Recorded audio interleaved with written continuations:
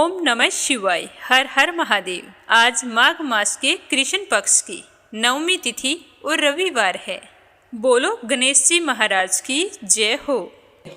एक समय की बात है, गणेश जी ने पृथ्वी के मनुष्यों की परीक्षा लेने का विचार बनाया। तो वे अपना रूप बदलकर एक छोटे से बच्चे का रूप धारण करके पृथ्वी पर घूमने लगे और हाथ में एक चम्मच में दूध ले लिया और दूसरे हाथ में चुटकी भर चावल ले लिए और गली गली घूमकर आवाज़ें लगाने लगे कि कोई भाई मुझे खीर बना दो, कोई मुझे खीर बना दो। दूध और चावल तो मेरे पास हैं, कोई है जो मुझे खीर बना दे। तो उस बालक की इस तरह की बातें सुनकर सारे लोग हंसने लगे, कहने लगे कि भला इतने से दूध से कोई खीर बनती है। पर गणेश जी इसी तरह आवाज़ें लगाते रहे। एक गांव के बाद दूसरे गांव में इसी तरह चक्कर लगाते पुकारते घूम रहे थे। कोई भी खीर बनाने के लिए तैयार नहीं हुआ। सुबह से शाम हो गई। गणेश जी वैसे ही आवाज़ें लगा रहे थे। तो शाम के समय एक बुढ़िया अपनी झोंपड़ी के बाहर बैठी हुई थी। तो गणेश जी वहाँ से पुकारते हुए निकले कि कोई मुझे खीर बना दो, कोई मुझे खीर बना दो। दूध और चावल तो मेरे पास हैं। तो बुढ़िया बड़ी कोमल हृदय वाली थी, सोचने लगी कि बच्चा है, बना देती हूँ, जितनी बनेगी उतनी ठीक है। तो वो कहने लगी कि ला बेटा, मैं तुझे खीर बना देती हूँ। तो गणेश जी ने उसे चावल और चम्मच वाला दूध दे दिया। तो बुढ़िया माई उसे लेकर अंदर चली गई। तो गणेश जी भगवान कहने लगे कि बूढ़ी अम्मा, खीर बनाने के लिए बड़ा बर्तन लेकर आना। तो बुढ़िया कहने लगी कि बेटा, मेरे पास तो कोई बड़ा बर्तन है ही नहीं। तो गणेश जी कहने लगे कि नहीं बूढ़ी अम्मा, अंदर जाकर देखो तो सही। तो बुढ़िया जैसे ही अंदर गई तो एक बड़ी सारी कढ़ाई पड़ी थी। तो बुढ़िया को पता चल गया कि यह कोई साधारण बालक नहीं है। तो बुढ़िया ने चूल्हे पर उस कढ़ाई को चढ़ाया और जैसे ही बूढ़ी अम्मा ने वो दूध और चावल कढ़ाई के अंदर डाले तो उफान आता गया और कढ़ाई लबालब भर गई। जैसे जैसे खीर तैयार हो रही थी तो उसके अंदर से केसर की बहुत ही अच्छी खुशबू आ रही थी। तो खीर बनते ही गणेश जी भगवान ने बूढ़ी अम्मा से कहा कि माँ जी, मैं स्नान करके आता हूँ, आप ऐसे करो, पूरे नगर वासियों को न्योता दे दो ताकि वो भी खीर खाने के लिए आ जाए। तो बूढ़ी माँ ने कहा कि ठीक है। तो वो गांव वालों को न्योता देने के लिए चली गई। गणेश जी स्नान करने चले गए। तो उसी समय बुढ़िया का बेटा और बहू खेत से आए थे। तो बहू सोचने लगी कि माँ जी तो पूरे नगर को न्योता देने चली है, तो मेरे लिए तो खीर नहीं बचेगी। तो उसने जल्दी से एक थाली ली और उसके अंदर खीर डालकर रसोई में किवाड़ के पीछे बैठ गई और कहने लगी कि ले गणेशिया भोग, ले गणेशिया भोग, और खीर खा ली। उस थाली को चक्की के नीचे छुपा दिया। बुढ़िया न्योता देकर आई। तो गांव वाले सोचने लगे कि कल तक तो बुढ़िया के पास कुछ नहीं था और आज इतना धन हो गया है कि ये हमें खीर खिलाएगी। तो सारे मिलकर बुढ़िया के घर की ओर चल पड़े कि चलो देखते हैं कि आज बूढ़ी माई हमें क्या खिलाने वाली है। तो जैसे ही उसकी झोंपड़ी के पास गई तो खीर की बहुत ही अच्छी खुशबू आ रही थी। इतने में गणेश जी भगवान भी आ गए। तो बुढ़िया माई कहने लगी कि गणेशिया भोग लगा ले, गांव वाले आ गए हैं, उन्हें खीर परोसनी है। तो गणेश जी कहने लगा कि बूढ़ी माई, मैंने तो भोग लगा लिया। तो बुढ़िया कहने लगी कि आपने भोग कब लगाया, अभी तो आप बाहर से आ रहे हैं। तो वो कहने लगा कि माई, मुझे तो तुम्हारी बहू ने भोग लगा दिया है। अगर विश्वास नहीं हो तो चक्की के नीचे देख लो, थाली पड़ी है, उसके अंदर 2 चावल चिपके हैं। तो बूढ़ी माई ने चक्की के नीचे जाकर देखा तो सच में थाली पड़ी थी और उसमें 2 चावल चिपके हुए थे। तो वो समझ गई कि गणेश जी भगवान सच कह रहे हैं। तो फिर बुढ़िया ने सारे गांव वालों को खीर परोसी। तो सारे गांव वाले खूब तारीफ कर करके खीर खा रहे थे। फिर भी वो खीर खत्म होने का नाम नहीं ले रही थी। तो बुढ़िया गणेश जी से कहने लगी कि गणेशिया, अब मैं इस खीर का क्या करूं? ये तो कढ़ाई वैसी की वैसी ही भरी पड़ी है। तो उसने कहा कि बुढ़िया माई, सुबह न्योता और दे देना, एक बार सारे नगरवासियों को खीर खिला देना। तो बुढ़िया माई ने सुबह फिर उन्हें बुलाया, फिर भी खीर खत्म होने का नाम नहीं ले रही थी। तो इस खीर का समाचार राजा के कानों में पड़ गया। तो राजा ने अपने सैनिकों को भेजकर कहा कि जाओ, उस बुढ़िया के पास से उस खीर की कढ़ाई को यहाँ लेकर आओ। तो राजा के आदमी आज्ञा पाते ही बुढ़िया के घर चली गई और वहाँ जाकर कहने लगी कि बूढ़ी अम्मा, इस कढ़ाई का आपके घर में क्या काम है? ये कढ़ाई तो राजमहल में शोभा देती है। तो यह कहकर वो कढ़ाई वहाँ से उठाकर राजमहल में ले आई। जैसे ही महल में लाकर उस कढ़ाई को रखा तो उस कढ़ाई के अंदर कीड़े मकोड़े बिलबिलाने लगे। सांप, बिच्छू, जहरीले जानवर घूमने लगे और बुरी तरह से बदबू आने लगी। तो यह देखकर राजा को बड़ी ही हैरानी हुई। उन्होंने बुढ़िया को बुलाया और कहा कि बूढ़ी माई, ये सब क्या है? ये ले जा तेरी कढ़ाई, पता नहीं क्या जादू टोना करती है। तुम्हारे घर में तो खुशबू आ रही थी और यहाँ लाते ही इस खीर में कीड़े मकोड़े पैदा हो गए हैं और कितनी बदबू आ रही है। तो वो बुढ़िया कहने लगी कि महाराज, आप देते तो पहले देते, ये तो मुझे गणेश जी भगवान ने दिया है। यह कहकर वो उस कढ़ाई को वहाँ से अपनी झोंपड़ी पर ले आई और गणेश जी भगवान को याद करके कहने लगी कि गणेश जी भगवान, अब इस कढ़ाई का मैं क्या करूँ? तो गणेश जी वहाँ पर प्रकट हुए और कहने लगे कि बूढ़ी माई, इस कढ़ाई को तुम घर के एक कोने में गाड़ दो और सुबह उठकर देख लेना। ऐसा कहकर अंतर्ध्यान हो गए। तो बुढ़िया माई ने जैसा गणेश जी ने कहा था वैसा ही किया। तो सुबह जब बूढ़ी माई की आंख खुली तो देखा झोंपड़ी की जगह सुंदर महल खड़ा था और जिस जगह उन्होंने कढ़ाई दबाई थी उस जगह को खोद कर देखा तो उस जगह सोनों की मोहरों से भरे हुए 2 घड़े निकले। तो यह देखकर बुढ़िया और उसकी बहू बहुत ही खुश हुई और दोनों गणेश जी भगवान का जयकारा लगाने लगी। उसी दिन से बुढ़िया और उसकी बहू दोनों ही प्रतिदिन गणेश जी भगवान की पूजा करने लगी। हे गणेश जी भगवान, जैसा आपने बुढ़िया को दिया वैसा सबको देना। कहानी कहने वाले को, सुनने वाले को और हुंकारा भरने वाले को, सभी की सारी मनोकामनाएं पूर्ण करना। बोलो गणेश जी महाराज की जय हो। अब सुनते हैं सूर्य देव की कहानी। बोलो सूर्य नारायण की जय हो। पुराने समय की बात है। एक बुढ़िया रहती थी। वह नियमित रूप से रविवार का व्रत किया करती थी। रविवार के दिन सूर्योदय से पहले उठती, स्नान आदि से निवृत्त होकर अपने घर के आंगन को गाय के गोबर से लीपकर स्वच्छ किया करती थी। उसके बाद सूर्य भगवान की पूजा करते हुए रविवार का व्रत रखती। व्रत कथा सुनकर सूर्य भगवान को अर्घ्य देती। फिर पूरा दिन सूर्य देवता का स्मरण करते हुए दिन व्यतीत करती और शाम को एक ही समय भोजन करती थी। भोजन में वो कभी नमक नहीं खाती थी। इस तरह पूरे श्रद्धा भाव से सूर्य देवता की पूजा और व्रत किया करती थी। भगवान सूर्य देव भी उसके भक्ति भाव से बहुत ही प्रसन्न थे। बुढ़िया को किसी भी तरह की कोई चिंता नहीं थी। उसके घर में धन धान्य सब कुछ था। तो उस बुढ़िया को सुखी देखकर उसकी पड़ोसन उससे बहुत ही जलती थी। बुढ़िया के गाय नहीं थी तो वह बुढ़िया उस पड़ोसन के घर से ही गाय का गोबर लाकर अपने आंगन को लीपा करती थी। तो पड़ोसन सोचने लगी कि अगर बुढ़िया को गाय का गोबर ना मिले तो यह आंगन कैसे लीपेगी और आंगन नहीं लीप पाएगी तो रविवार का व्रत और पूजा पाठ कैसे करेगी। मैं ऐसा करती हूँ, शनिवार के दिन शाम को ही गाय को घर के अंदर बांध लूँगी, फिर देखती हूँ कि बुढ़िया गाय का गोबर कहाँ से लाती है। तो पड़ोसन ने जैसा सोचा था वैसा ही किया। शनिवार के दिन शाम को गाय को घर के अंदर बांध लिया। अब दूसरे दिन रविवार को वह बुढ़िया जल्दी उठी, उठकर स्नान किया और फिर गाय का गोबर लेने के लिए घर से बाहर निकली तो देखा कि पड़ोसन की गाय भी नहीं थी वहाँ पर। तो यह देखकर बुढ़िया बड़ी ही परेशान हुई। सोचने लगी कि अब मैं क्या करूँगी, आंगन कैसे लीपूंगी।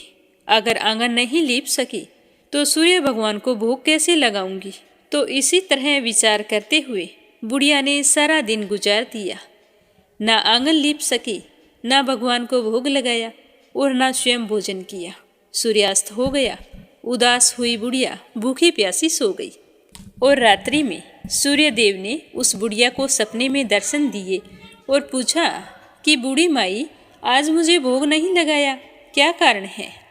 तो बुढ़िया बड़े ही दीन स्वरों में कहने लगी कि भगवान, आज मुझे गाय का गोबर नहीं मिला तो मैं आंगन नहीं लीप सकी और आंगन नहीं लीप पाने के कारण मैं आपका व्रत और पूजा पाठ भी नहीं कर सकी। हे सूर्य देव, मुझे क्षमा कर दीजिए। तो सूर्य भगवान ने अपनी अनन्य भक्त बुढ़िया की परेशानी का कारण जानकर उसके सारे दुखों को दूर करते हुए कहा कि हे माता, तुम प्रत्येक रविवार को मेरी पूजा और व्रत करती हो। मैं तुमसे बहुत ही प्रसन्न हूँ। तुम्हें मुझसे माफ़ी मांगने की कोई ज़रूरत नहीं है। मैं तुम्हें ऐसे गाय का आशीर्वाद देता हूँ जिसके आने से तुम्हारा घर धन धान्य से भर जाएगा और तुम्हारी सारी मनोकामनाएं पूर्ण होंगी, क्योंकि मैं रविवार के व्रत करने व कथा सुनने वालों की सारी इच्छाएं पूर्ण करता हूँ। तो सपने में ऐसा कहकर सूर्य देवता अंतर्ध्यान हो गए। प्रातःकाल हुई, बुढ़िया की आंख खुली तो देखा घर के आंगन में बहुत ही सुंदर सी गाय और बछड़ा खड़ा था। तो यह देखकर वह बहुत ही हैरान हुई, साथ ही खुश भी हुई। जल्दी से खड़ी हुई और गाय को आंगन में लाकर बांध दिया।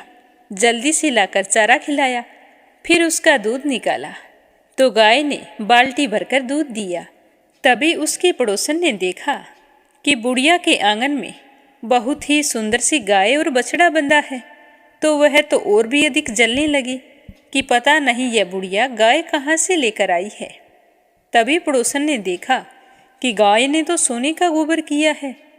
तो सोने का गोबर देखकर पड़ोसन की आंखें तो फटी की फटी रह गई। अब पड़ोसन देखने लगी, बुढ़िया कहीं दिखाई नहीं दी। तो वह जल्दी से अपने घर गई और अपनी गाय का गोबर उठाया और पड़ोसन के घर जाकर उस गोबर को रख आई और सोने का गोबर अपने घर ले आई। अब वह रोजाना ऐसा ही करने लगी। तो कुछ ही दिनों में पड़ोसन तो धनवान हो गई। गाय प्रतिदिन सूर्योदय से पूर्व जो गोबर करती वो सोने का किया करती थी और बुढ़िया के उठने से पहले ही पड़ोसन उस गोबर को उठाकर ले जाती थी। लेकिन बुढ़िया को सोने के गोबर के बारे में कुछ भी पता नहीं था। वह तो पहले की तरह ही पूरे श्रद्धा भाव से रविवार को भगवान सूर्यदेव का व्रत करती, कथा सुनती और घर के आंगन को गाय के गोबर से लीपकर स्वच्छ करती थी। लेकिन सूर्य भगवान को जब पड़ोसन की चालाकी का पता चला तो उन्होंने सोचा कि ये तो सही नहीं है, मुझे कुछ न कुछ करना होगा। तो शनिवार के दिन सूर्यदेव ने जोर की आंधी चलाई। तो आंधी का प्रकोप देखकर बुढ़िया ने सोचा कि बछड़ा अभी छोटा है, ऐसा करती हूँ गाय और बछड़े को कमरे के अंदर बांध लेती हूँ। तो बुढ़िया ने गाय और बछड़े को अपने कमरे में बांध लिया और फिर सो गई। सुबह उठकर देखा कि गाय ने सोने का गोबर किया है। तो उसे देखकर बहुत ही आश्चर्य हुआ और सोचने लगी कि गाय रोजाना तो सोने का गोबर नहीं करती। फिर उसे समझ में आ गया कि जरूर गोबर तो सोने का करती है, पड़ोसन उठाकर ले जाती होगी, तभी तो गाय मेरे घर पर आई है और धनवान वो हो गई है। अब बूढ़ी माई गाय को रोजाना अपने घर के अंदर बांधने लगी। अब पड़ोसन को सोने का गोबर नहीं मिलता। अब बुढ़िया तो थोड़े से ही दिनों में धनवान हो गई और परदेश गया हुआ बुढ़िया का बेटा भी वापिस आ गया।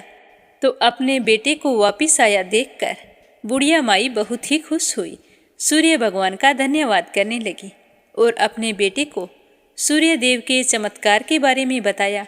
तो जानकर उसका बेटा भी बहुत ही खुश हुआ। फिर उसके बेटे ने बहुत ही सुंदर सा मकान बना लिया और उसमें माँ बेटे बहुत ही खुशी खुशी रहने लगे। थोड़े दिनों बाद बुढ़िया ने अपने बेटे का विवाह भी कर दिया। अब इतनी खुशी देखकर उसकी पड़ोसन तो और भी ज़्यादा जल भुन गई।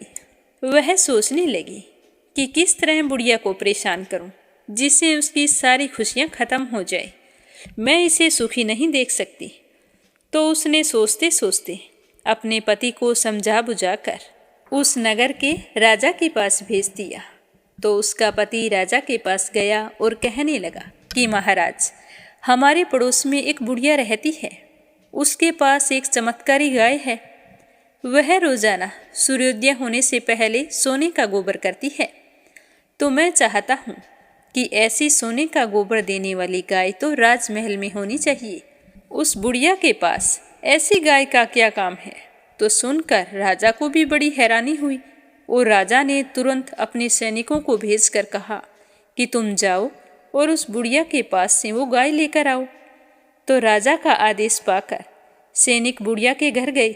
जैसे ही सैनिक उस बुढ़िया के घर पहुँचे तो उस समय बूढ़ी माई सूर्य भगवान को भोग लगाकर स्वयं भोजन करने बैठी थी। तो राजा के सैनिकों ने कहा कि बूढ़ी माई, तुम्हारी यह गाय हम राजमहल में लेकर जा रहे हैं, राजा का आदेश है। तो बूढ़ी माई ने कहा कि यह गाय मुझे सूर्य भगवान ने दी है, मैं इसके गोबर से घर के आंगन को लीपकर स्वच्छ करती हूँ। आप मेरी गाय को मत लेकर जाओ। अगर आप गाय को ले गए तो मैं सूर्य भगवान की पूजा कैसे किया करूँगी। तो सैनिकों ने बुढ़िया की एक नहीं सुनी। बेचारी बुढ़िया बहुत रोई चिल्लाई, लेकिन राजा के सैनिक नहीं माने। गाय व बछड़े को लेकर चले गए। गाय के चले जाने के बाद में वह बुढ़िया बहुत ही दुखी हुई। उस दिन उसने कुछ नहीं खाया। अपनी माँ को उदास देखकर उसका बेटा कहने लगा कि माँ, तुम इस तरह उदास मत हो, तुम भोजन कर लो, बीमार पड़ जाओगी। राजा के आदेश के आगे हम कुछ नहीं कर सकते। आप इतना ही सोच लो कि भगवान ने हमें इतने ही दिनों के लिए गाय दी थी। मैं आपके लिए एक और अच्छी सी गाय खरीद के ले आऊँगा। पर बुढ़िया माई कहने लगी कि वो गाय तो मेरे भगवान ने मुझे दी थी। इस तरह कहकर वो रोने लगी। रोते रोते भूखी प्यासी ही सो गई और सारी रात सूर्य भगवान से गाय व बछड़े को लौटाने के लिए प्रार्थना करती रही।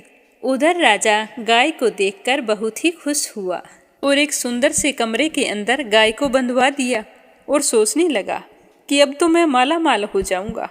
यह सोचते हुए राजा सो गया, परंतु खुशी के मारे नींद नहीं आ रही थी। सुबह हुई तो उठते ही राजा जल्दी से अपने कक्ष से बाहर निकले, यह सोचते हुए कि जाकर देखता हूँ कि गाय के सोने का गोबर कैसा है। तो जैसे ही अपने कमरे का दरवाज़ा खोला तो बहुत ही बुरी तरह से दुर्गंध आ रही थी। राजा की समझ में नहीं आ रहा था कि यह सब कुछ क्या हो रहा है। तो राजा ने बाहर निकलकर गाय के कमरे की ओर देखा तो बाहर तक लीद पसरी हुई पड़ी थी और सारा राजमहल दुर्गंध से भर गया था। तो यह देखकर राजा को बहुत ही गुस्सा आया और उन्होंने अपने सैनिकों को आदेश दिया कि तुम जल्दी से जाओ और उस बुढ़िया को यहाँ लेकर आओ। तो सैनिक राजा का आदेश पाकर बुढ़िया के घर की ओर चल पड़े। जाकर देखा बुढ़िया तो घर के बाहर बैठी रो रही थी। तो उसे देखकर कहने लगे कि आपको राजा ने बुलाया है, हमारे साथ चलो। तो वह बुढ़िया उन सैनिकों के साथ चल पड़ी।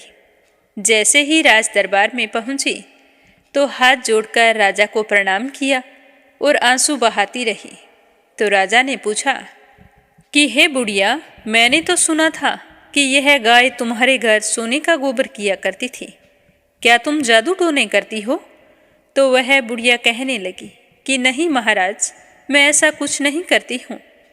मैं तो सूर्य देव का व्रत रखती हूँ और उन्हीं की पूजा पाठ करती हूँ। मेरे पास गाय नहीं थी तो मैं पड़ोसन की गाय का गोबर ले जाकर अपने घर का आंगन लीपती थी और फिर सूर्य देव की पूजा करती थी।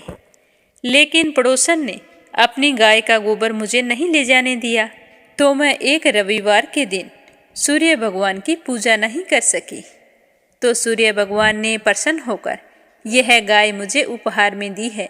हाँ महाराज, मेरे यहाँ यह सूर्य उदय होने से पहले का गोबर सोने का करती है।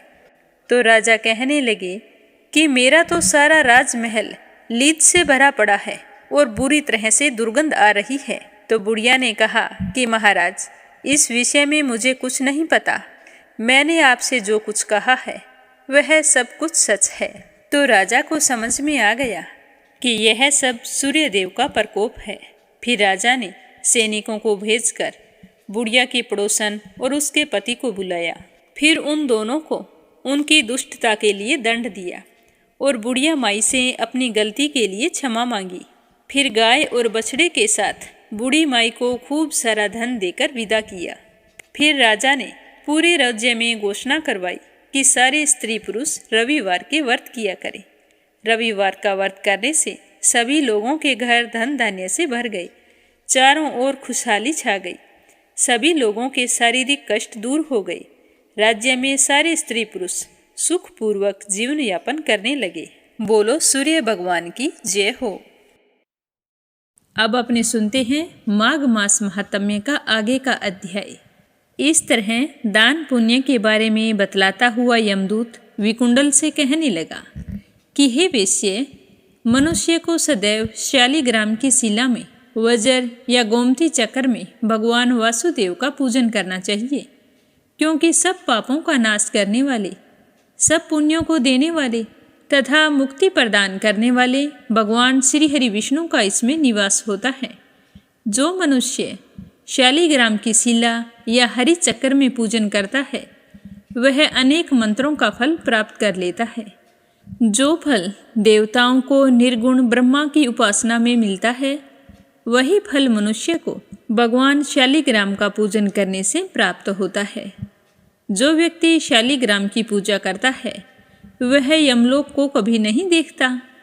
भगवान को लक्ष्मी जी के पास अथवा बैकुंठ में इतना आनंद नहीं आता जितना शालिग्राम की शिला या गोमती चक्र में निवास करने से आता है। स्वर्ण कमल युक्त करोड़ों शिवलिंग के पूजन से भी इतना फल नहीं मिलता जितना एक दिन शालिग्राम के पूजन से मिल जाता है। भक्ति पूर्वक शालिग्राम का पूजन करने से विष्णु लोक में वास करके मनुष्य चक्रवर्ती होता है। काम, क्रोध, लोभ, मोह, अहंकार से युक्त होकर भी मनुष्य शालिग्राम का पूजन करने से बैकुंठ में प्रवेश करता है। जो सदैव शालिग्राम का पूजन करते हैं वह प्रलय काल तक स्वर्ग में वास करते हैं। जो दीक्षा, नियम और मंत्रों से चक्र में बलि देता है वह निश्चय ही विष्णु लोक को प्राप्त होता है। जो शालिग्राम के जल से अपने शरीर का अभिषेक करता है वह मानो संपूर्ण तीर्थों में स्नान करता है। गंगा, रेवा, गोदावरी सबका जल शालिग्राम में वास करता है। जो मनुष्य शालिग्राम की शिला के सन्मुख अपने पिता का श्राद्ध करता है तो उसके पितर कई कल्प तक स्वर्ग में वास करते हैं। जो लोग नित्य शालिग्राम की शिला का जल पीते हैं उनके हजारों बार पंचगव्य पीने से क्या प्रयोजन है। शालिग्राम का जल इतना प्रभावशाली है कि अगर शालिग्राम की शिला का जल पिया जाए तो सहस्त्रों करोड़ों तीर्थ करने का कोई फायदा नहीं होता।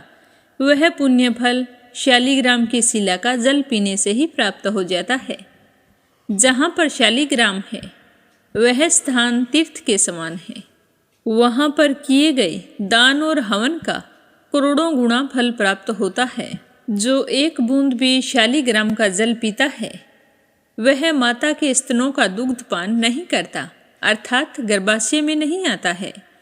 शालिग्राम शिला में जो कीड़े मकोड़े एक कोस के अंतर पर मरते हैं वह भी बैकुंठ को प्राप्त होते हैं। जो फल वन में तप करने से प्राप्त होता है वही फल भगवान को सदैव स्मरण करने से प्राप्त हो जाता है।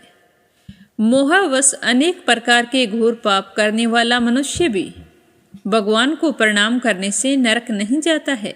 संसार में जितने भी तीर्थ और पुण्य स्थान हैं भगवान के केवल नाम मात्र के कारण से प्राप्त हो जाते हैं। अतः हर मनुष्य को शालिग्राम स्वरूप भगवान जी की पूजा अवश्य करनी चाहिए। तो आज का अध्याय समाप्त हुआ। अब अपने सुनेंगे भागवत कथा का आगे का अध्याय। विष्णु जी का आशीर्वाद पाने के लिए श्रद्धा भाव से सुनते रहिए। बोलो श्री हरि विष्णु भगवान के अनंत स्वरूपों की जय हो। श्री मैत्रेय जी कहने लगे कि हे विदुर जी, जब इस प्रकार वंदीजन ने महाराज पृथु के गुणों का बखान करके उनकी प्रशंसा की तब उन्होंने भी उनकी बड़ाई करके तथा उन्हें मनचाही वस्तुएं देकर संतुष्ट किया। उन्होंने ब्राह्मण आदि चारों वर्गों, सेवकों, मंत्रियों, पुरोहितों, पुरवासियों, भिन्न भिन्न व्यवसायियों तथा अन्य आज्ञा अनुवर्तियों का भी सत्कार किया। तो यह सुनकर विदुर जी पूछने लगे कि हे ब्राह्मण देव, पृथ्वी तो अनेक रूप धारण कर सकती है, उसने गऊ का ही रूप धारण क्यों किया? और जब महाराज पृथु ने उसे दूहा तब बछड़ा कौन बना और दूध दुहने का पात्र कौन था? पृथ्वी देवी तो पहले स्वभाव से ही ऊंची नीची थी, तो फिर उसे समतल किस प्रकार किया गया? और देवराज इंद्र उनके यज्ञ संबंधी गुणों को हर कर क्यों ले गए? यह सब मैं जानना चाहता हूँ। ब्रह्म ज्ञानियों में श्रेष्ठ भगवान सनत कुमार जी से ज्ञान और विज्ञान प्राप्त करके वे राज ऋषि किस गति को प्राप्त हुए थे।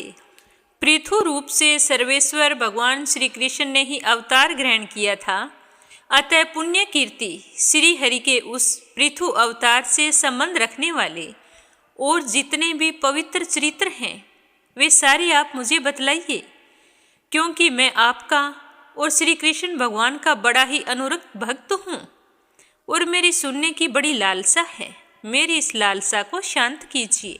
तो इस तरह कहते हुए श्री सूत जी कहने लगे कि हे शौनकादिक ऋषियों, जब विदुर जी ने भगवान वासुदेव की कथा कहने के लिए श्री मैत्रेय जी से इस प्रकार प्रार्थना की, तो यह सुनकर श्री मैत्रेय जी बहुत ही प्रसन्न हुए और उनकी प्रशंसा करते हुए कहने लगे कि हे विदुर जी, ब्राह्मणों ने महाराज पृथु का राज्याभिषेक करके उन्हें प्रजा का रक्षक घोषित कर दिया।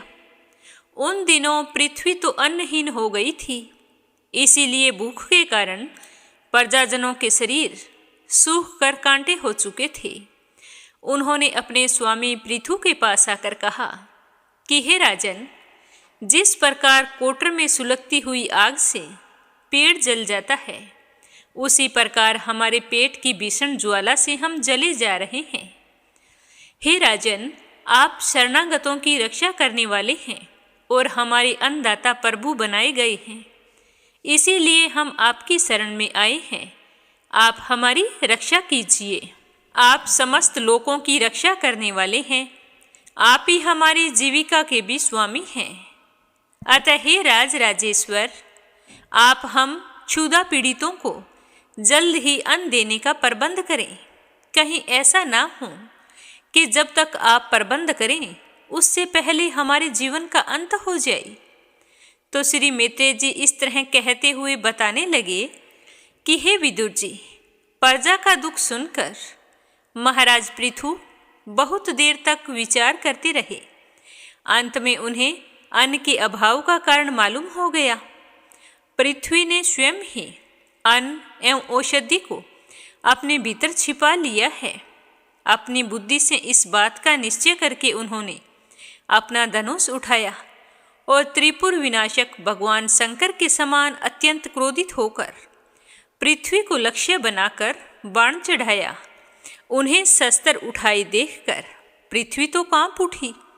जिस प्रकार व्याघ्र के पीछा करने पर हिरणी भागती है, उसी प्रकार वह डरकर गऊ का रूप धारण करके भागने लगी। यह देखकर महाराज पृथु की आंखें क्रोध से लाल हो गई। वे जहाँ जहाँ पृथ्वी गई वहाँ वहाँ धनुष पर बाण चढ़ाए उसके पीछे भागते रहे। दिशा विदिशा स्वर्ग पृथ्वी और अंतरिक्ष में जहाँ जहाँ भी वह दौड़कर जाती, वहीं उसे महाराज पृथु हथियार उठाए अपने पीछे दिखाई देते। तो वह तो बहुत ही भयभीत हो गई। जिस प्रकार मनुष्य को मृत्यु से कोई नहीं बचा सकता, उसी प्रकार उसे त्रिलोकी में वेन पुत्र पृथु से बचाने वाला कोई भी नहीं था। तो वह अत्यंत भयभीत होकर दुखी हृदय से पीछे की ओर लौटी और महाभाग पृथु जी से कहने लगी कि धर्म के तत्व को जानने वाले राजन, आप तो सभी प्राणियों की रक्षा करने में तत्पर हैं, तो आप मेरी रक्षा कीजिए। मैं अत्यंत दीन और निरपराध हूँ। मैंने ऐसा कोई कार्य नहीं किया है जिसकी वजह से आप मुझे मार डालें। अतः आप मुझे मारना क्यों चाहते हैं? और वैसे भी आप तो धर्मज्ञ माने गए हैं, फिर आप मुझ स्त्री का वध कैसे कर सकते हैं?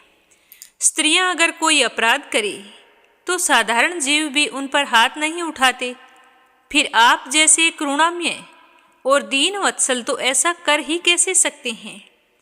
मैं तो एक सुदृढ़ नौका के समान हूँ। सारा जगत मेरे ही आधार पर स्थित है।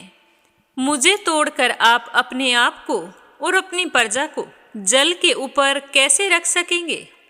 तो पृथ्वी की बात सुनकर महाराज पृथु ने कहा कि तुमने मेरी आज्ञा का उल्लंघन किया है। तुम यज्ञ में देवता रूप से तो भाग लेती है, किंतु उसके बदले में हमें अन्न नहीं देती।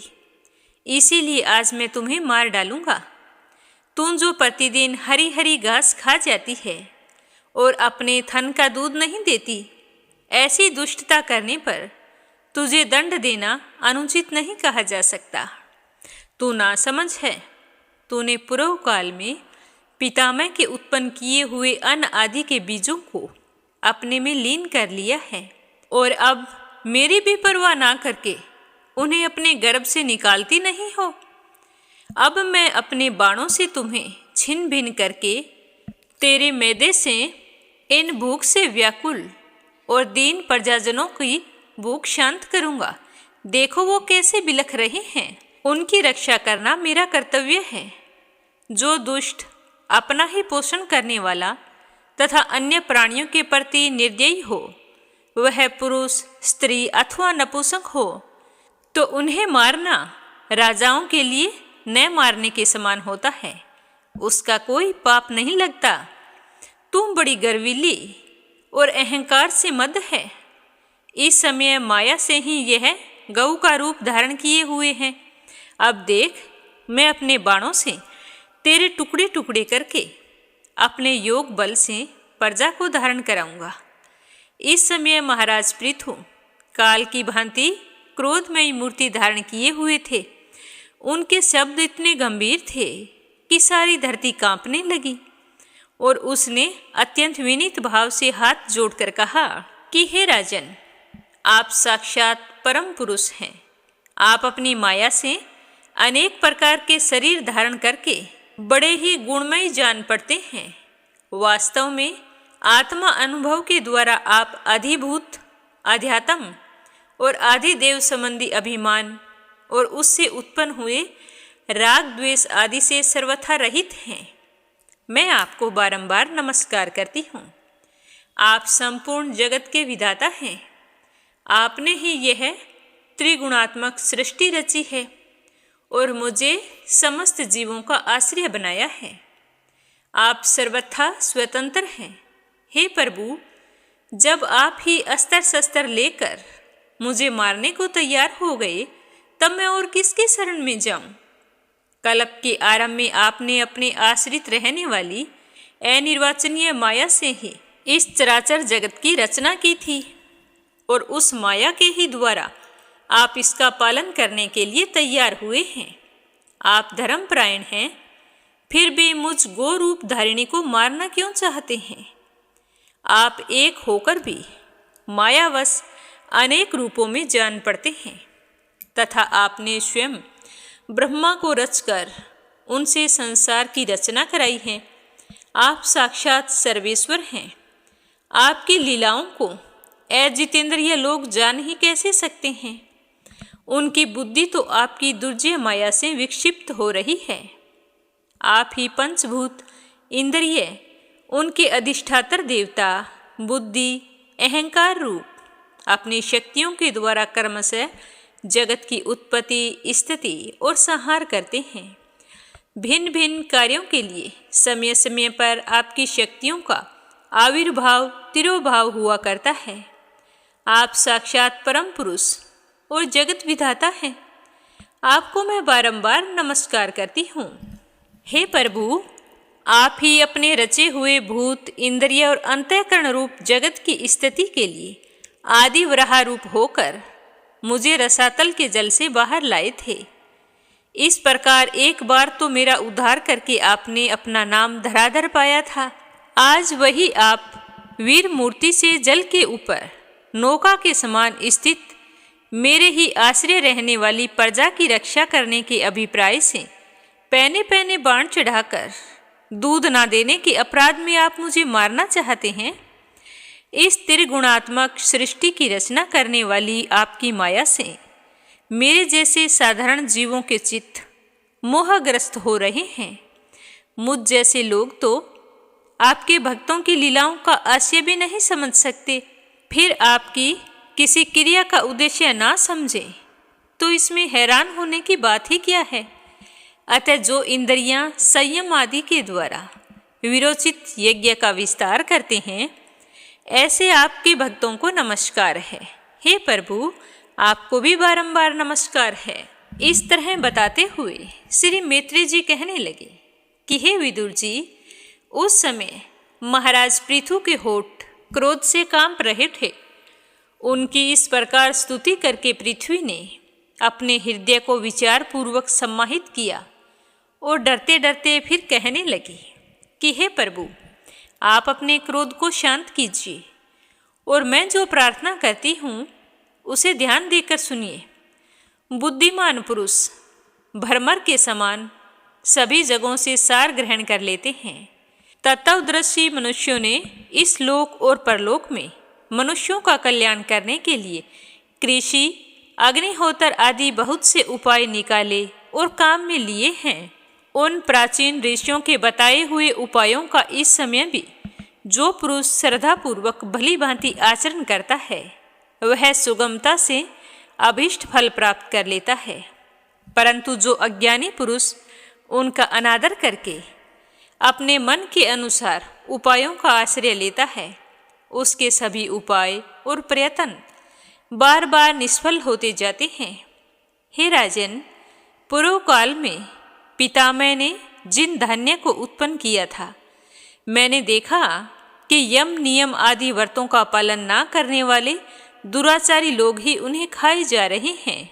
हे राजन, आप राजा लोगों ने मेरा पालन और आदर करना छोड़ दिया, इसीलिए सब लोग चोरों के समान हो गए हैं। इसी से यज्ञ के लिए औषधियों को मैंने अपने अंदर छिपा लिया है और अब तो बहुत अधिक समय बीत गया है और ज़्यादा समय बीत जाने से अवश्य ही वे धान्य मेरे पेट में जीर्ण हो गए हैं। आप उन्हें पूर्व आचार्यों के द्वारा बतलाए हुए उपाय से निकाल लीजिए, मुझे मारिए मत। हे राजन, यदि आपको समस्त प्राणियों के अभीष्ट एवं बल की वृद्धि करने वाले अन्न की आवश्यकता है तो आप मेरे योग्य बछड़ा, दोहन पात्र और दूध दुहने की व्यवस्था कीजिए। मैं उस बछड़े को स्नेह से दूध पिलाकर आपको दूध के रूप में सारी अभीष्ट वस्तुएं प्रदान करूंगी। और हाँ राजन, एक बात और है, आपको मुझे समतल करना होगा जिससे कि वर्षा ऋतु बीत जाने पर मेरे ऊपर देवराज इंद्र का बरसाया हुआ जल सर्वत्र बना रहे और मेरे भीतर की नमी सूखने ना पाए। यह आपके लिए बहुत ही मंगलकारी होगा। तो पृथ्वी की बात सुनकर महाराज पृथु ने क्या कहा, यह अपने सुनेंगे कल के अध्याय में। प्रेम भाव से सुनने के लिए आप सभी का बहुत बहुत धन्यवाद। नित्य नियम से सुनते रहिए। बोलो विष्णु भगवान की जय हो। अब अपने सुनते हैं बांके बिहारी की कथा। एक नगर में कमल किशोर नाम का एक व्यक्ति रहता था। वह हीरे जवाहरात बनाने एवं बेचने का काम करता था। उसकी दुकान से बने हुए गहने दूर दूर तक मशहूर थे। लोग दूसरे शहर से भी कमल किशोर की दुकान से गहने लेने एवं बनवाने के लिए आते थे। चाहे हाथों के कंगन हो, चाहे गले का हार हो, कानों के कुंडल हो, उसमें हीरे एवं सोने की बहुत ही सुंदर मीनाकारी होती थी। इतने सुंदर गहने बनाता कि देखने वाले हैरान रह जाते। इतना बड़ा कारोबार होने के बाद भी कमल किशोर जी बहुत ही शांत एवं सरल स्वभाव के व्यक्ति थे। उन्हें धन का घमंड बिल्कुल भी नहीं था। एक दिन उसका कोई मित्र उसकी दुकान पर आया, जो अपनी पत्नी के साथ वृंदावन गया हुआ था। जब वह वापिस आ रहा था तो उसने सोचा कि अपने मित्र कमल किशोर से मिलता चलूं और वृंदावन से जो प्रसाद लाया हूँ थोड़ा सा उसे भी देता चलूं। यह सोचकर दोनों पति पत्नी कमल किशोर की दुकान पर पहुंच गए। तब कमल किशोर का एक कारीगर एक सोने एवं हीरे जड़ित बहुत ही सुंदर हार बनाकर कमल किशोर को देने के लिए आया था। तो कमल किशोर उस हार को देख रहा था कि इतने में उसका मित्र दुकान पर पहुंच गया। कमल किशोर का मित्र अपने साथ वृंदावन से बहुत ही सुंदर लड्डू गोपाल लेकर आया था। वह बहुत ही सुंदर था।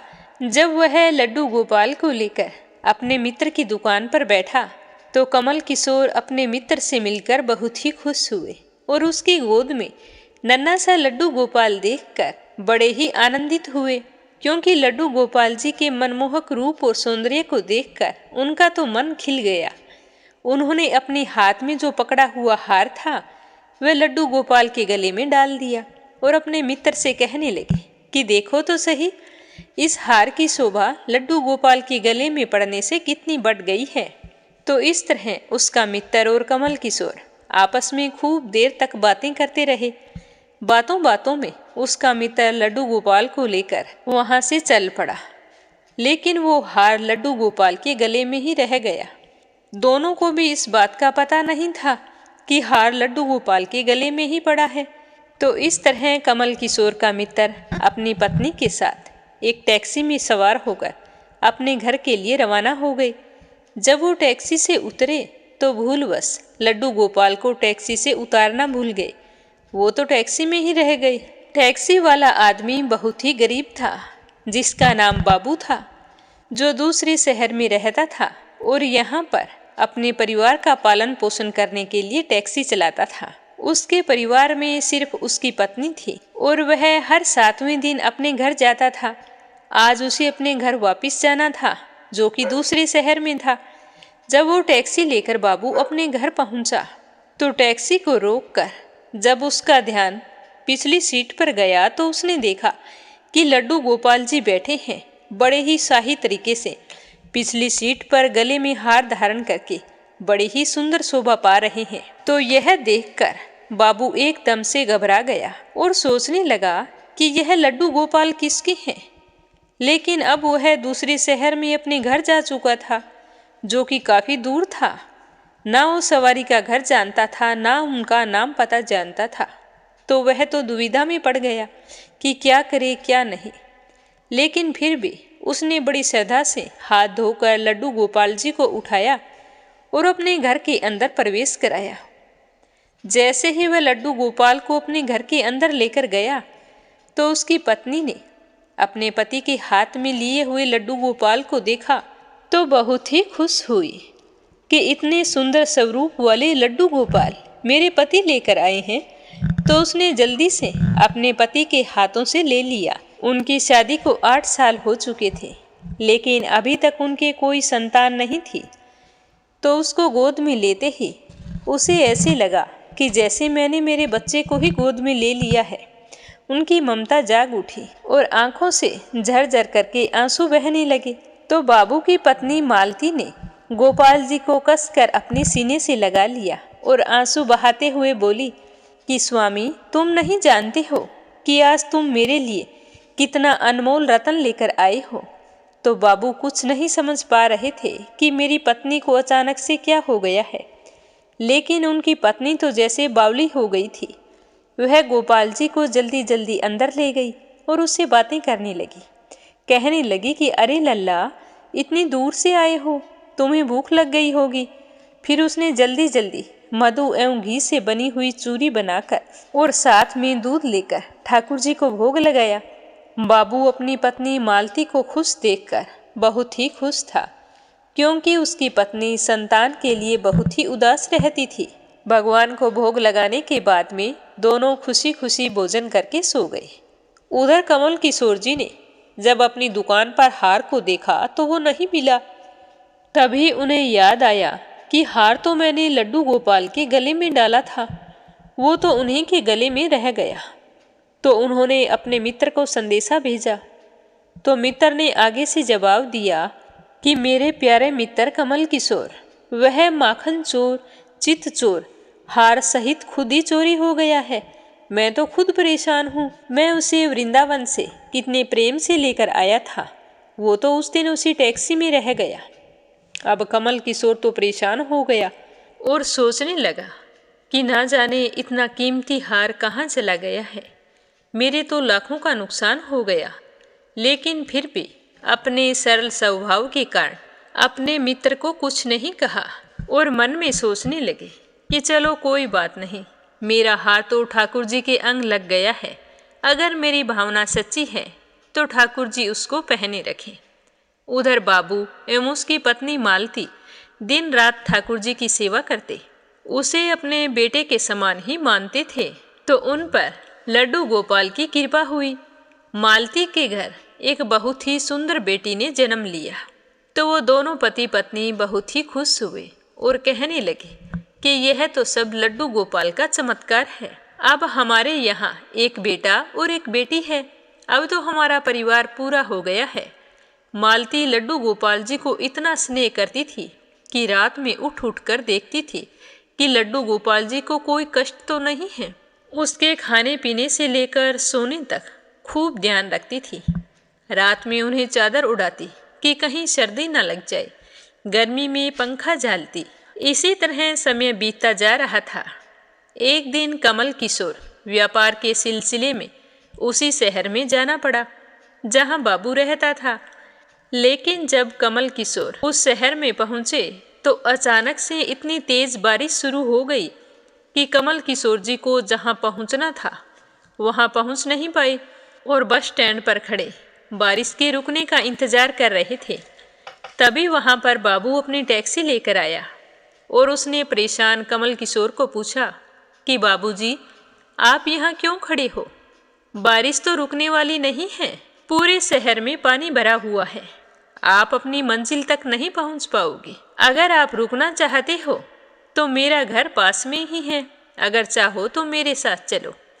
तो कमल किशोर जी के पास सोने और हीरे के काफ़ी गहने थे और वो अनजान टैक्सी वाले के साथ चलने के लिए घबरा रहे थे। फिर उनके पास कोई चारा भी नहीं था। बारिश रुकने का नाम नहीं ले रही थी और भी ज़्यादा तेज हो रही थी। तो वो टैक्सी वाले बाबू के साथ बैठकर उसके घर चले गए। घर पहुंचते ही बाबू ने मालती को आवाज़ दी कि आज हमारे घर मेहमान आए हैं, उनके लिए खाना बनाओ। तो कमल किशोर देखने लगे कि बाबू का घर है तो छोटा सा, लेकिन बहुत ही सुंदर सजा हुआ है और घर में एक बहुत ही सुंदर इत्र की खुशबू आ रही है जो हृदय को आनंदित कर रही है। थोड़ी देर बाद मालती ने भोजन तैयार कर दिया। जैसे ही उनको भोजन परोसा तो कमल किशोर को उसमें अमृत जैसा स्वाद आया। भोजन करते समय कमल किशोर का ध्यान बार बार उसी दिशा की तरफ जा रहा था जहाँ पर ठाकुर जी विराजमान थे। वहाँ से उनको एक अजीब तरह का प्रकाश नजर आ रहा था। तो हार कर कमल किशोर ने बाबू से पूछा कि अगर आपको कोई ऐतराज ना हो तो मैं आपसे एक बात पूछ सकता हूँ। तो बाबू ने कहा कि बाबूजी जरूर पूछिए, आप क्या पूछना चाहते हैं। तो कमल किशोर कहने लगे कि आपकी उस दिशा में क्या रखा है। मेरा ध्यान बार बार उसी की तरफ आकर्षित हो रहा है। तो बाबू एवं मालती ने एक दूसरे की तरफ मुस्कुराते हुए कहा कि वहाँ पर तो हमारे घर के सबसे अहम सदस्य लड्डू गोपाल जी विराजमान हैं। तो कमल किशोर कहने लगे, आपकी आज्ञा हो तो मैं भी उनके दर्शन करना चाहता हूँ। तो मालती उनको उस कोने में ले गई जहाँ लड्डू गोपाल जी विराजमान थे। कमल किशोर जी लड्डू गोपाल जी को और उनके गले में पड़े हार को देखकर एकदम से हैरान हो गए और कहने लगे कि ये तो वही लड्डू गोपाल है और ये हार भी वही है जो मैंने अपने मित्र के लड्डू गोपाल जी के गले में डाला था। तो कमल किशोर जी ने बड़ी नम्रता से पूछा कि आप इस लड्डू गोपाल को कहाँ से लेकर आए हो।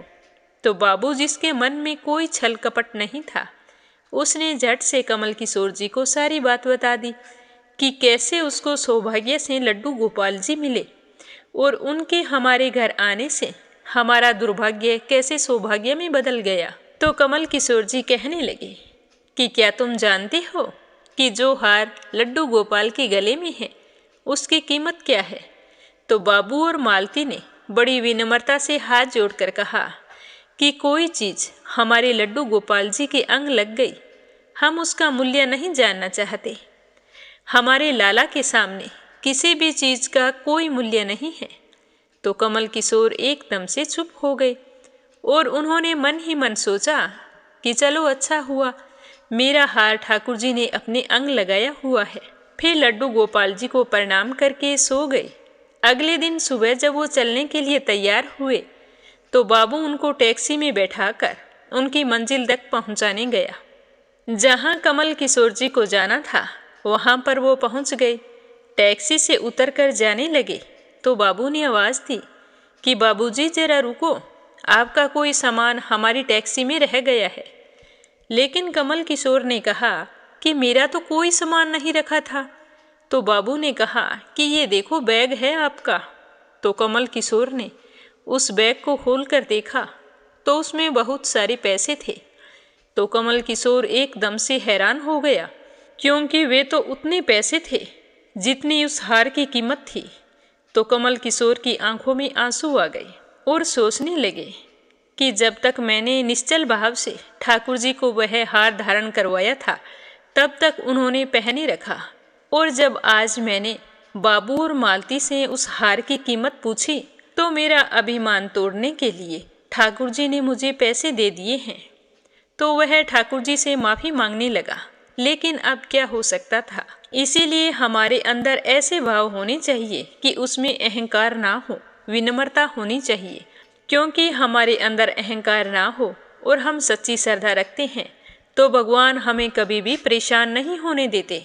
चाहे कमल किशोर ने बाबू और मालती से उस हार की कीमत पूछ ली और उसके मन में भी शायद यही होगा कि ये हार मैंने मुफ्त में लड्डू गोपाल को पहना दिया है, लेकिन ये कभी नहीं होता। क्योंकि जो चीज़ हमारे हाथ से भगवान के निमित्त हो जाती है तो भगवान किसी न किसी रूप में हमें उसकी कीमत चुका देते हैं। हमारे व्यापार में अचानक से लाभ होता है, हमारा कोई भी कार्य हो वो तरक्की करने लगता है। यह सब भगवान की माया होती है। इसीलिए अगर हमने जानबूझकर भी भगवान को कुछ चढ़ाया है या अनजानवश चढ़ा दिया है तो उसके बारे में कभी किसी से जिक्र नहीं करना चाहिए। क्योंकि हमारे पास जो कुछ है वो सब कुछ भगवान का दिया हुआ है। हमें तो भगवान का शुक्रिया अदा करना चाहिए कि हमें भगवान ने दान देने लायक बनाया है, और हमेशा यही प्रार्थना करनी चाहिए कि भगवान हमेशा मेरे कारोबार में बरकत बनाए रखना, ताकि मैं अपने हाथों से कुछ दान पुण्य कमा सकूं। बोलो बांके बिहारी की जय हो, बोलो लड्डू गोपाल जी की जय हो। अब अपने सुनते हैं लपसी और तपसी की कहानी। बोलो लपसी तपसी की जय हो। बहुत पुराने समय की बात है। एक गांव में एक ब्राह्मण परिवार रहा करता था। उसमें पति पत्नी के अलावा उनके 2 बच्चे थे। एक बेटा था, एक बेटी थी। ब्राह्मण दंपति बहुत ही सरल स्वभाव के थे। समय मिलने पर प्रभु का स्मरण किया करते थे। उनकी बेटी बहुत ही संस्कारी और सुशील थी, लेकिन उनका बेटा आवारा किस्म का था। वह कोई काम धाम नहीं करता और ना ही कभी अपने माँ बाप का कहना मानता था। समय के साथ दोनों बहन भाई बड़े हो गए। बहन की शादी कर दी गई, पर भाई का वही हाल था। उसके माँ बाप ने उसे समझाया कि बेटा अब हम वृद्ध हो चले हैं, तुम कोई काम किया करो, लेकिन उस पर उनकी बातों का कोई असर नहीं होता था। तो एक दिन ब्राह्मणी अपने पति से कहने लगी कि स्वामी आप बिल्कुल काम छोड़ दीजिए। जब घर में कुछ भी नहीं होगा तो यह अपनी जिम्मेदारी समझेगा और काम पर लग जाएगा। तो ब्राह्मण ने दूसरे दिन से काम पर जाना छोड़ दिया। तो यह देखकर उनके बेटे ने कोई काम नहीं किया और चोरी करने चला गया। आते जाते राहगीरों को लूट लेता और उसी से अपने घर का गुजारा किया करता था। तो उसकी लूटने और चोरी करने की आदत से सारे गांव वाले उसे लपसी कहने लगे। तो लपसी की इस हरकत से उसके माँ बाप बहुत ही दुखी रहते थे, पर वह किसी की सुनने के लिए तैयार नहीं था। इसी तरह समय बीतता गया। एक दिन की बात है कि लपसी एक पीपल के पेड़ पर बैठा था। तभी शिव पार्वती जा रहे थे। पार्वती माता गहनों से लदी हुई थी। तो लपसी उन्हें देखकर सोचने लगा कि सूरत के कितने गहने हैं, आज ये सारे के सारे लूट लूँगा तो मुझे कई महीनों तक चोरी नहीं करनी पड़ेगी। तो वह लूटने के इरादे से पीपल की ओट में होकर बैठ गया। जैसे ही शिव पार्वती वहाँ से जाने लगे तो लपसी एकदम से शिव पार्वती के सामने आकर कहने लगा कि जल्दी से जितने सारे गहने पहन रखे हैं उतार दो। तो पार्वती माता कहने लगी कि तुम चोरी क्यों करती हो, तुम्हें पता है चोरी करना पाप है। तो लपसी कहने लगा कि क्या करूं, घर पर मेरे माँ बाप हैं, मेरी एक भांजी है, उनके लिए दोनों समय भोजन की व्यवस्था कहाँ से करूं, मुझे कोई काम तो आता नहीं है। तो लपसी की बात सुनकर पार्वती माता कहने लगी कि तुम जो चोरी करके पाप करते हो, इस पाप का भागी कौन बनेगा? तो लप्सी कहने लगा कि मेरे घर वाले सारे बनेंगे। तो पार्वती माता कहने लगी कि कोई नहीं बनेगा, पाप के भागी केवल तुम बनोगे। तो लप्सी कहने लगा कि मैं लूट खोस कर उन्हीं के लिए लेकर जाता हूँ, तो पाप के भागी तो उन्हें बनना ही पड़ेगा। तो लप्सी की बात सुनकर पार्वती माता ने हंसकर कहा कि हम यहीं पर बैठे हैं और तुम अपने घर जाओ। अपने घर वालों से पूछो कि कोई तुम्हारे पाप का भागी बनेगा क्या?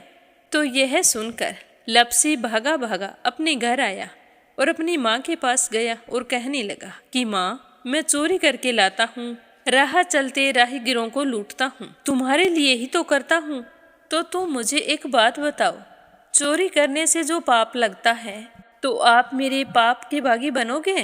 तो लप्सी की बात सुनकर उसकी माँ कहने लगी कि बेटा, मैंने तो तुमसे नहीं कहा कि तुम चोरी करके लाओ, तुम कमा कर लाओ, हमें तो 2 वक्त की रोटी चाहिए, मैं तो तुम्हारी पाप की भागी नहीं बनूंगी। तो माँ के मुंह से इस तरह की बात सुनकर लप्सी तो हैरान हो गया। फिर वह अपने पिताजी के पास गया और जाकर कहने लगा कि पिताजी, मैं जो कुछ भी लूट खोस के लाता हूँ वो आपके लिए ही तो लाता हूँ। देखो, मैंने लूट कर कितना धन इकट्ठा कर लिया है, कितने ऐशो आराम है तुम्हारे। अगर मैं चोरी नहीं करता तो क्या ये सब हमें मिलता? पिताजी, मैं तुमसे एक बात पूछता हूँ कि चोरी करने से पाप लगता है, तो उस पाप में आप मेरे भागीदार बनोगे क्या? तो लप्सी की बात सुनकर उसके पिताजी कहने लगे कि बेटा, मैंने नहीं कहा कि तुम चोरी करके लाओ, तुम कमा कर लाओ, मैं तुम्हारे पाप का भागी नहीं बनूंगा। तो माँ बाप के मुंह से इस तरह की बात सुनकर वह बहुत ही उदास हुआ और सोचने लगा कि मैं कितने महीनों से चोरी कर रहा हूँ, ना जाने मुझ पर कितना पाप चढ़ गया है, और ये तो बोल रहे हैं कि पाप के भागी हम नहीं बनेंगे, तो अब क्या होगा? तो वह बड़े ही दुखी मन से शिव पार्वती से मिलने के लिए चल पड़ा। जैसे ही घर से बाहर निकलने लगा तो उसकी छोटी सी भांजी दरवाजे पर खेल रही थी। उसे पता नहीं था कि पाप पुण्य क्या होता है, तो वो कहने लगी कि मामा, पाप की भागी मैं बनूंगी। तो उसके इस तरह कहते ही लप्सी ने उसे गोद में उठाया और चल पड़ा। शिवजी भगवान और पार्वती माता के पास जाकर कहने लगा कि घर वालों ने पाप का भागी बनने से मना कर दिया है और एक यही है जो पाप की भागी बनने को तैयार है। फिर लप्सी बड़े ही दीन स्वर में कहने लगा कि हे भगवान, मैं समझ गया हूँ कि चोरी करना पाप है। आज तक जो मैंने काम किया वो बहुत ही गलत था, लेकिन अब मैं इसका प्रायश्चित करना चाहता हूँ। अब तुम ही बताओ, मुझे मेरे पापों से मुक्ति कैसे मिलेगी?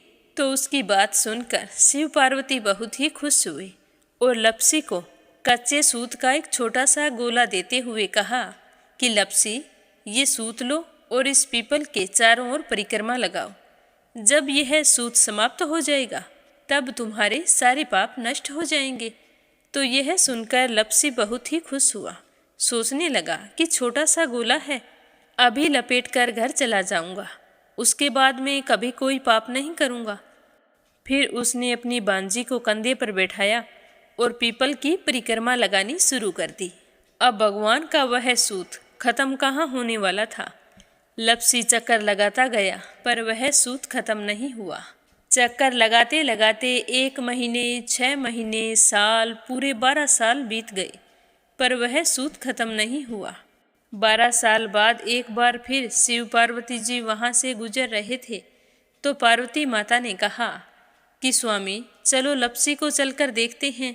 तो शिवजी कहने लगे, वो चोरी करने वाला, लूटने वाला कब का चला गया होगा? तो पार्वती माता कहने लगी कि नहीं स्वामी, चलकर देखने में क्या जाता है, चलो एक बार देखते हैं।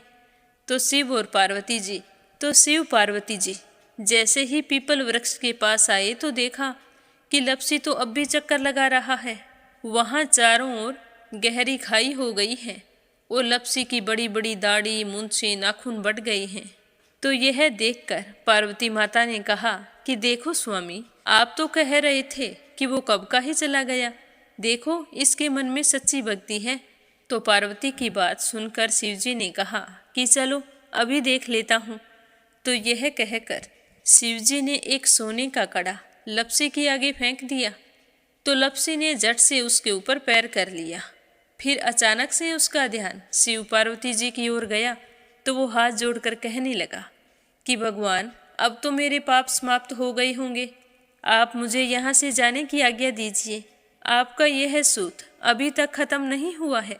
तो शिवजी भगवान ने कहा कि तुम्हारे पाप कर्म भी अभी तक पूरे नहीं हुए हैं। तो शिवजी की बात सुनकर लपसी कहने लगा कि भगवान, मुझे पूरे 12 वर्ष हो गए हैं आपकी भक्ति करते करते, और अब भी आप मुझ पर शक कर रहे हैं। तो शिवजी ने कहा कि अपना पैर उठाओ। तो जैसे ही लपसी ने अपना पैर उठाया तो उसके पैर के नीचे सोने का कड़ा था। तो यह देखकर लपसी शर्मिंदा हो गया और कहने लगा कि प्रभु, गलती हो गई, मुझे माफ़ करो, आगे से मैं ऐसी गलती कभी नहीं करूँगा। तो शिवजी कहने लगे कि नहीं लपसी, तुम्हारा पाप ऐसे पूरा नहीं हो सकता। अब तुम्हें 12 वर्ष तक और इसी तरह परिक्रमा करनी होगी, उसी के बाद तुम्हारे पाप समाप्त होंगे। यह कहकर शिव पार्वती वहाँ से चले गए और वह फिर से पीपल के पेड़ की परिक्रमा करता रहा। करते करते 12 साल बीत गए। 12 साल बाद में शिव पार्वती जी वहाँ पर आए तो उन्होंने देखा कि आज भी वो वहीं पर चक्कर लगा रहा है। तो शिवजी ने फिर उसके सामने सोने की अंगूठी फेंकी, पर उसने कोई ध्यान नहीं दिया।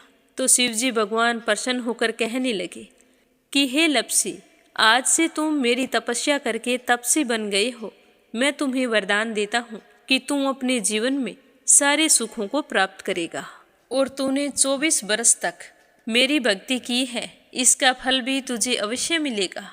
जो भी औरत गाय और कुत्ते की रोटी नहीं बनाएगी, उसका पुण्य फल तुम्हें मिलेगा। आंगन लीप कर दहलीज नहीं लिपेगी, तो उसका पुण्य फल भी तुझे ही मिलेगा। अगर हमारे घर की बहन बेटी को हम सूट, तीवल या साड़ी भेंट स्वरूप देते हैं, तो साथ में मोली का धागा और कुछ रुपये नहीं देंगे, तो उसका पुण्य फल भी तुम्हें ही मिलेगा। अगर कोई दिए से दिया जलाएगा, तो उसका पुण्य फल भी तुम्हें ही मिलेगा। अगर व्रत और पूजा पाठ में सारी कहानी सुन ले और तुम्हारी कहानी ना सुने, तो उसका पुण्य फल भी तुम्हें ही मिलेगा। कहा जाता है कि तभी से सुबह पहली रोटी गाय की और सुबह की अंतिम रोटी छोटी बनाई जाती है, और शाम को अंतिम रोटी बड़ी बनाई जाती है जो कुत्ते की होती है। और दिए से दिया भी नहीं जलाया जाता। और घर की बहन बेटियों को सूट और तीवल के साथ भेंट स्वरूप कुछ रुपए भी जरूर दिए जाते हैं। और उसी दिन से हर व्रत कथा के बाद में लपसी तपसी की कहानी जरूर सुनी जाती है।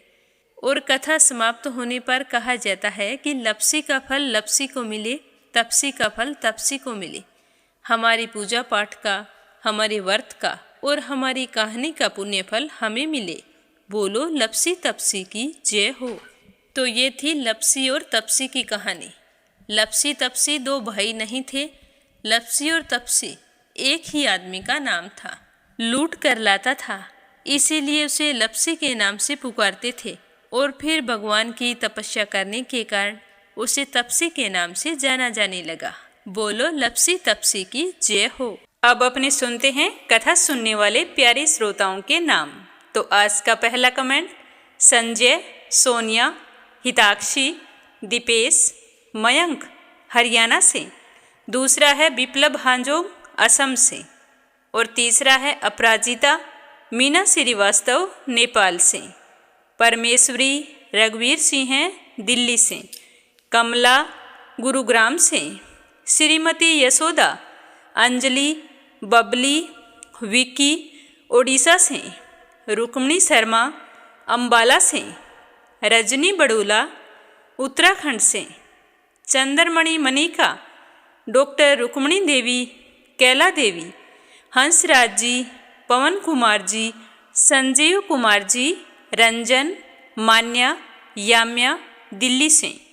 रवि सैनी, सीमा सैनी मलियाना से। प्रोमिला रानी, विश्वास, सुधीर, राजेश, संजय कनाडा से। सरला रानी करणपुर से। संजना राजपूत अहमदाबाद से।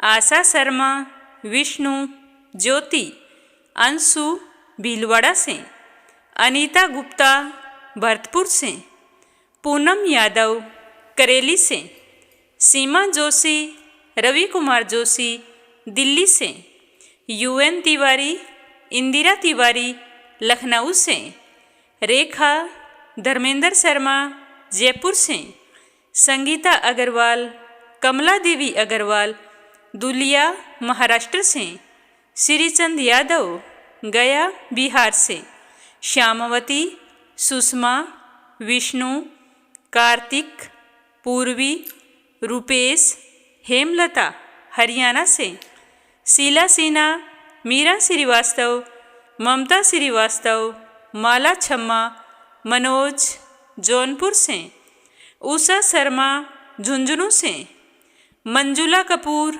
पंजाब से, मोनिका नागर तिगांव से, सुनीता पवार, कृषु पवार मध्य प्रदेश से, चंद्रकांता दिल्ली से, प्रमोद सुशीला मोदी नगर से, गीता गोस्वामी, सुनीता गोस्वामी मेरठ से, वंदना वर्मा इंदौर से, आशा अग्रवाल, लड्डू, मोहित, अंकुर अग्रवाल आगरा से, संजीव कंसल, कविता कंसल, हितेश कंसल, आरुष कंसल, रानी कंसल मुजफ्फरनगर से, इंदिरा तिवारी, शांति प्रसाद तिवारी, शुभांकित, दीपांकित, सुरभि, जया तिवारी, वैभवी, ऐश्वर्या तिवारी उत्तराखंड से, मीरा अग्रवाल बंगाल से, सुनीता रानी मेरठ से, मीनू वालिया दिल्ली से, सरोज अग्रवाल जबलपुर से, शोभा कुंवर पुरोहित अहमदाबाद से, सरिता शामली से, श्रीमती शर्मा अलीगढ़ से, श्रीमती सुशीला शर्मा नंदराय मुंबई से, निर्मला पांचाल करनाल से, मंजू चौधरी भीलवाड़ा से, कविता चौहान मेरठ से, निर्मला सिसोदिया दिल्ली से, सुमन चांदोरा जोधपुर से, प्रमोद यादव साहो हिमाचल प्रदेश से, कमला देवी भीलवाड़ा से, सुदेश शर्मा बीके शर्मा लुधियाना से, नर बहादुर पाल भागीरथी पाल नेपाल से, किरण पानीपत से, सपना आगरा से, विमला कलका से, रिधिमा परमिला सुरेश यादव धामतरी से, गायत्री त्रिपाठी कोमल निर्मल मुंबई मीरा रोड से, संतोष कुमार संगीता पटेल सृष्टि सिंह श्रेयांश सिंह वाराणसी से, शांताबेन वाघेला गुजरात के मंडल से, नंदा पांडुरंग पुजारी ब्रह्मपुरी महाराष्ट्र से, नीलम जायसवाल हैदराबाद से, नर बहादुर पाल भागीरथी पाल नेपाल से, पिस्ता देवी जोधपुर से, कमलेश भल्ला जम्मू से, के लक्ष्मण दास उमरकोट से, ऋतिक सोनी वंशिका सोनी हिसार से, योगेश्वरी भटनागर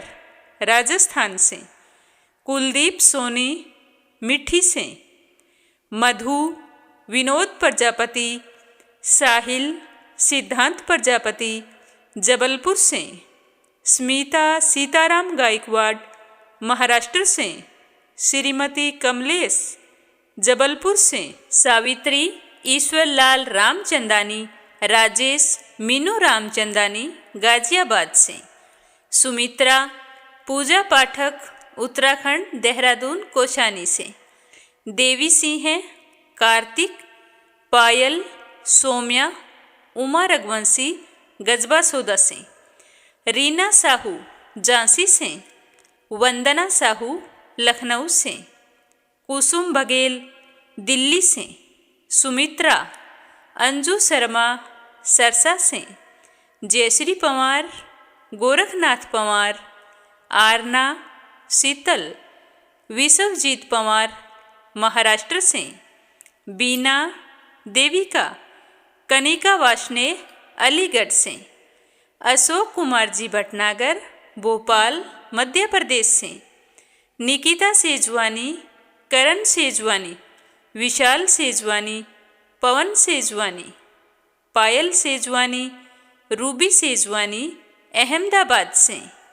आप सभी श्रोताओं का बहुत बहुत धन्यवाद। इस चैनल के साथ अपना सहयोग हमेशा यूं ही बनाए रखना।